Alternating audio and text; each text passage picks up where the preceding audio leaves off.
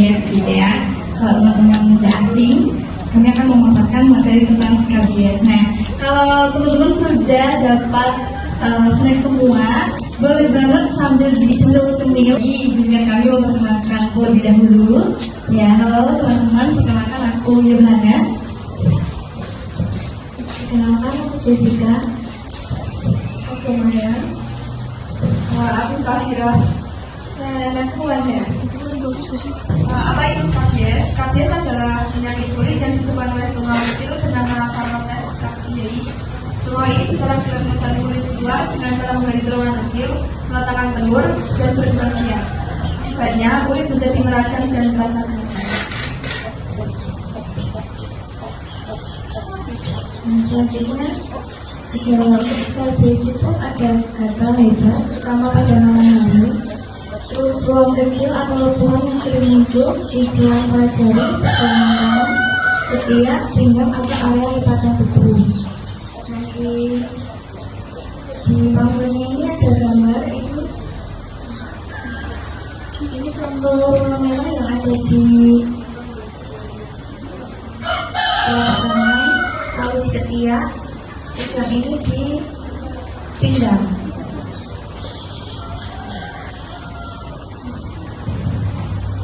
Lalu selanjutnya bisa kalian lihat di gambar sini. Scabies itu bisa tertular lewat apa aja ya. Yang pertama ada kontak fisik. Kontak fisiknya itu seperti jabat tangan, atau mungkin kalian berpelukan dengan keluarga yang berkunjung, itu juga bisa saja nanti menular.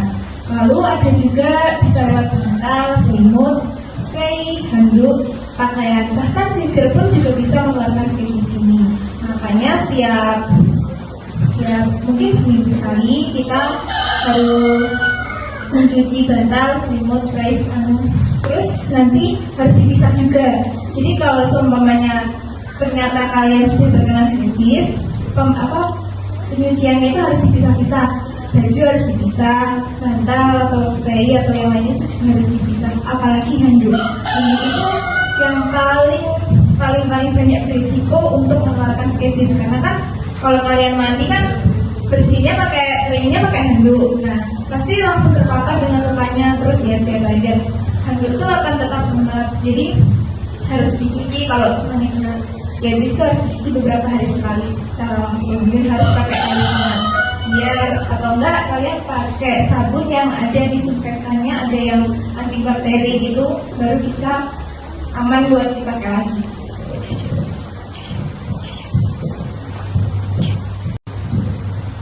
Selanjutnya untuk cara pengobatan. Di sini bagi yang pernah terkena Scabies atau gatal-gatal di ruang tangan, di kaki, di sela-sela, jadi belum pernah ya. Jadi untuk cara pengobatannya itu ada dua macam ya. Ada cara oral dan tropikal. Kalau oral itu dengan cara minum obat. Kalau yang tropikal itu dengan cara salep atau pakai sabun. Kalau yang pertamanya pakai salep dulu ya, cara penggunaan salepnya. Kalau orang-orang Scabies itu paling sering, anak pondokan lah ya, yang paling sering, paling gak asing itu pasti sama Kalajin, sama salep 88, ya enggak? Ya. Pasti kalau gatal itu kan obatnya.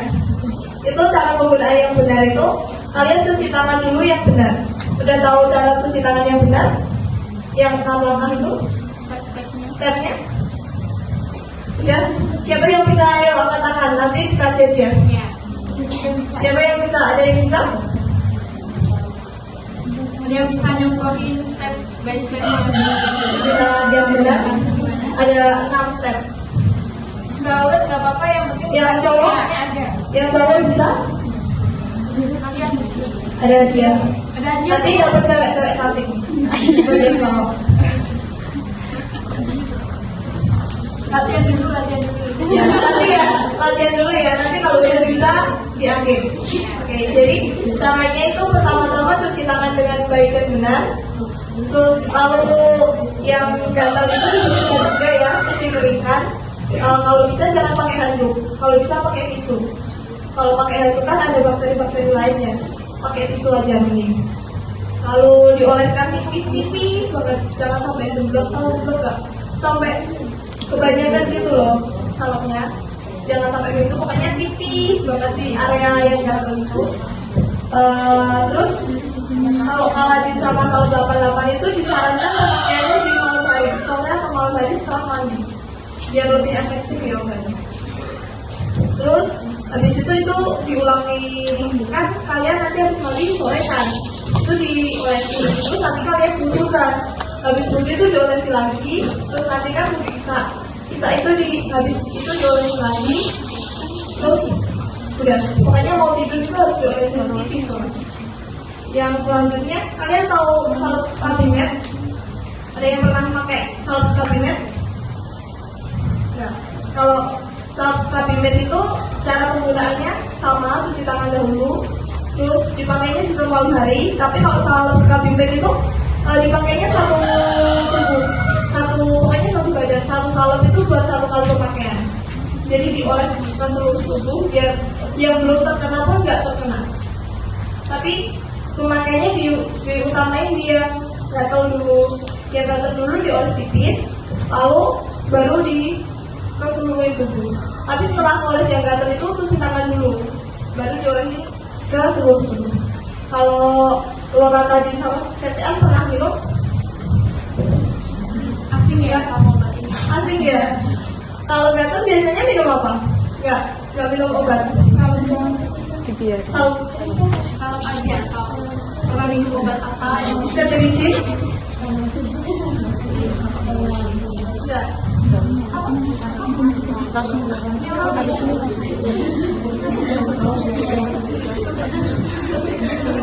Ya pokoknya paling sering kalau penderita skabies itu minumnya Loratadin atau CTM. Itu diminum sehari, kalau Loratadin itu diminum sehari 2 kali karena ini ada efeknya kantuk ya. Jadi sehari cuma 2 kali saja. Kalau yang CTM sehari bisa 4 kali setelah makan semua. Terus selanjutnya, Ya, oke, tadi kalau udah dijelasin sama teman-temanku ya apa itu skabies, terus obatnya apa aja, ada yang oral dan juga ada yang oles gitu ya, salep gitu ya. Sekarang gimana sih kalau misalnya kita sudah terlanjur gitu ya, sudah terlanjur kena skabies dan mungkin sudah parah dan artian sudah terlalu keras, sudah menyebar ke seluruh tubuh seperti itu, kita udah kayak obat nggak tahan gitu ya. Nah caranya, teman-teman boleh buka pamflet di bagian ini yang ada tulisan KOB, KOOB, boleh? Oke sudah. Nah di sini teman-teman boleh perhatikan ada K, ada O dan B ya. Jadi kita mau klik awalnya dulu. Yang pertama itu ada K ya. Jadi kalau teman-teman sudah merasa bahwa tidak bisa mengatasinya sendiri, sudah berbagai cara dicoba buat menyembuhkan gitu ya, teman-teman tenang aja, langsung periksa ke dokter karena ini himbauan yang paling penting gitu ya. Himbauan yang paling penting karena memang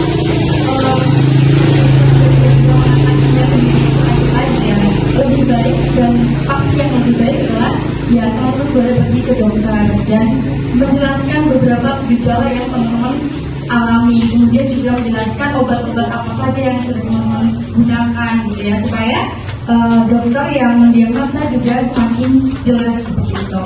Kemudian kita beralih ke O yang pertama, obati skabies atau kulit hingga tuntas. Ya di sini paling penting, poin paling penting karena jangan sampai ketika kita atau teman-teman yang sudah terlanjur gitu ya menemui atau sudah mencoba beberapa kali menyembuhkan luka skabies, terus tiba-tiba skabiesnya tinggal dikit gitu ya, kita merasa kayaknya udah nggak gatal lagi nih, kayaknya cuma gatal dikit aja, nggak usah pakai obat lah. Nah itu salah ya teman-teman. Jadi memang skabies ini harus diobati sampai sampai tuntas, betul sekali, sampai tuntas. Jangan sampai ketika kita merasa ini sudah nggak perlu obat, kita nggak oleskan obat. Nah itu nanti akan menyebabkan efek-efek yang tidak kita inginkan. Oke? Kemudian kita beralih ke O yang terakhir, yaitu oleskan obatnya dengan rutin sesuai anjuran dokter. Nah ini juga penting, nggak kalah penting. Jadi obat yang kita gunakan gitu ya, terutama salep ataupun obat oral itu yang diminum. Nah teman-teman harus menggunakan obat itu sesuai dengan anjuran dokter. Jadi tadi ya kayak di O yang pertama, ketika kita merasa kayaknya ini nggak perlu diatasin gitu ya. Nah terus kita minum obatnya sembarangan. Harusnya 2 kali sehari, tapi kita cuma minum 1 kali sehari. Nah itu salah. Jadi memang harus sampai tuntas dengan minum obat sesuai juga anjuran dokter. Jadi nggak boleh asal-asalan kita merubah waktu ataupun jam kita minum. Itu sepakat ya? Sepakat. Oke, kemudian yang terakhir, nah ini penting juga, bersihkan barang-barang seperti baju, spray, handuk, dan lain-lain. Ya ini sebenarnya tantangan buat kita semua gitu ya, karena aku juga merasa agak-agak kurang gitu dalam hal ini. Dalam artian, ya baju, kemudian apa yang kita pakai, apa yang melekat di tubuh kita, kemudian apa yang melekat juga di tubuh orang lain, ya itu sangat-sangat penting untuk dibersihkan gitu ya, karena tungau-tungau segala bakteri gitu ya, itu paling dekat itu juga dengan apa yang kita pakai gitu. Kadang pakai baju ini pun juga masih ada bakterinya gitu ya, karena banyak sekali jenis bakteri dan beberapa bakteri yang memang tidak bisa dimatikan seperti itu. Jadi himbauan yang paling penting buat aku dan teman-teman semua, ya selalu menjaga kebersihan diri sendiri, kemudian menjaga kebersihan apa yang kita pakai, kemudian menjaga kebersihan di sekitar lingkungan kita supaya diri kita sendiri aman, orang lain juga aman gitu. Oke?